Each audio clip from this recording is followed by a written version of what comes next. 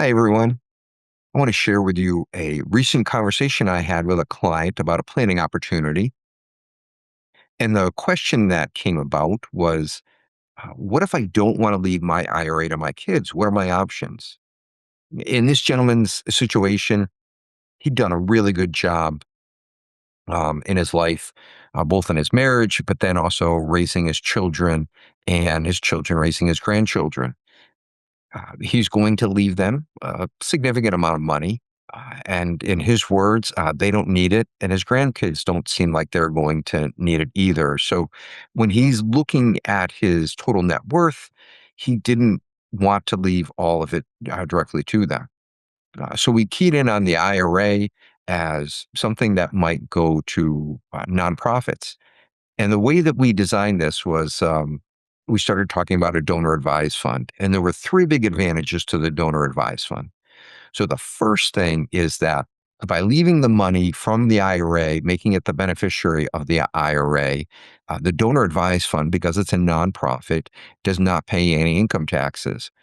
If it were $1 million in the account, the whole $1 million goes directly to the nonprofit. The federal government, the state government doesn't collect any income taxes. So that's the first big benefit.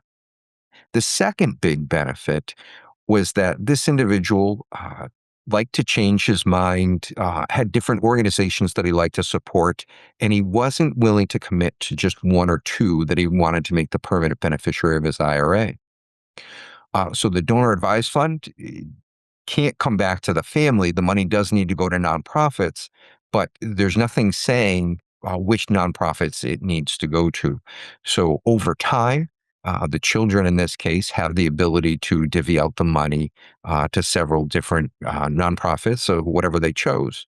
Now, this individual has good regular conversations with his family and was able to share and articulate some family goals, some family values, and some things that they wanted to accomplish. And then the third advantage to this was a training playground platform, if you will.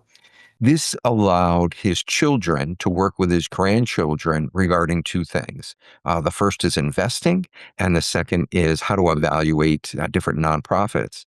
The way the investing side works is that the money that goes into the donor advised fund is not just given out over the course of a year, but over a period of time, um, decades probably in this case.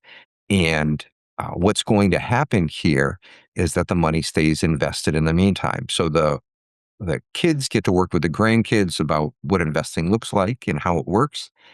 And then additionally, and probably more importantly, they get the idea of how to evaluate different charities and nonprofits. So one year they might give to one organization, the next year they might give to five different ones. And what they're able to do is identify different projects that are important to the family and therefore who they want to give the money to and what are they trying to accomplish with it. Three really powerful tools that was able to be accomplished with just a little bit of forethought. So we set up the donor advised fund ahead of time. We changed the beneficiary of the IRA account to the donor advised fund.